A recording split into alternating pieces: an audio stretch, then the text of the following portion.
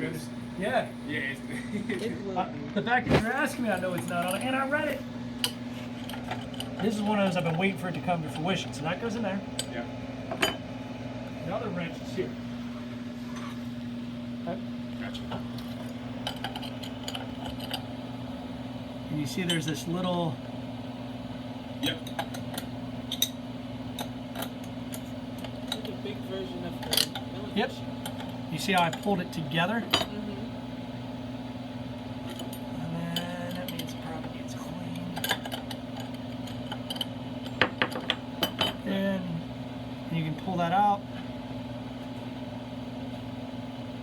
That's the full collet. You don't need to pull that all the way out, but and then the other way when you put it in.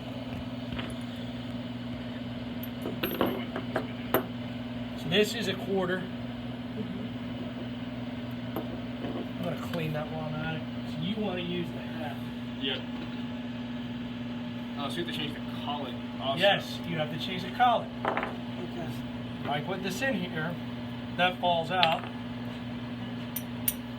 That doesn't fit in. Okay, does that make sense? Yep. All right, you can shut it off.